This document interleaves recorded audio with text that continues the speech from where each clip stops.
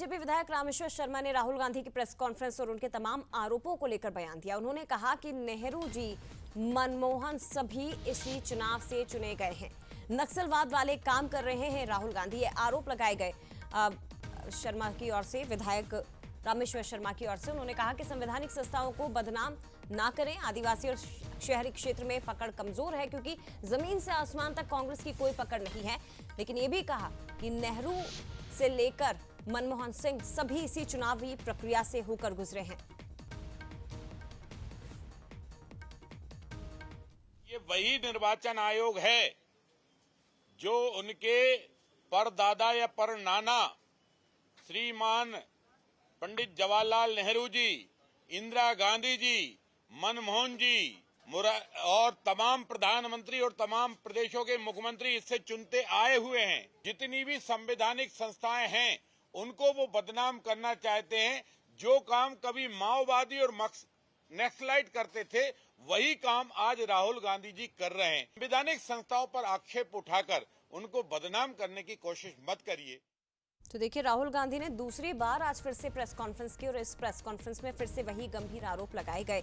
Presentation जो उन्होंने दी उसमें वोटर्स डिलीट करने का दावा किया और साथ ही कुछ लोगों को भी वो आज मीडिया के सामने लेकर आए, मंच पर लेकर आए, जिन्होंने ये दावा किया कि हमारे वोट डिलीट हुए हैं, हमारा नाम पर्ची से काटा गया है। अब इन सब के बीच इस पर सियासी हलचलें काफी तेज हो चुकी है। चुनाव आयोग इस बात से इनकार कर चुका है और दूसरी तरफ विधायक रामेश्वर शर्मा ये कह रहे हैं कि ये माओवादी और नक्सलवादियों की तरह काम कर रहे हैं।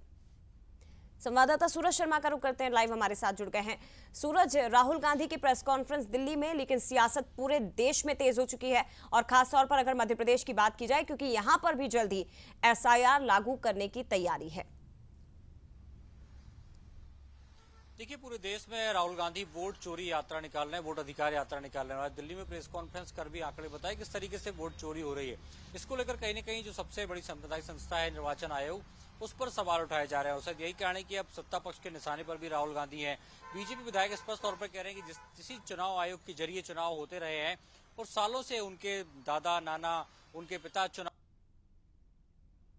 संविधान संस्थाओं पर सवाल खड़े करता है कि आखिर ऐसा क्यों, जब उनके परिवार के लोग, तमाम जो लोग हैं वो चुनाव जीत के प्रधानमंत्री बने हैं, लेकिन कहीं न कहीं जैसे नक्सलवाद और माओवाद जो लोग रहते हैं वो कहीं न कहीं सरकार पर सवाल उठाते हैं, संवैधानिक संस्थाओं पर सवाल उठाते हैं। उन्हें सिस्टम पर सवाल उठाना ही अच्छा लगता है। शायद यही कारण है कि राहुल गांधी भी नक्सलवाद और माओवाद की तरह है चुनाव आयोग और सरकार के कामकाज पर सवाल उठा रहा है। तो आप समझ सकते हैं सियासत पूरे देश में चल रही है कि एक तरफ राहुल गांधी की वोट चोरी का आरोप है, पूरे देश में सियासत इसे लेकर दिखाई दे रही है। धन्यवाद आपका तमाम जानकारी हम तक पहुंचाने के लिए सूरज।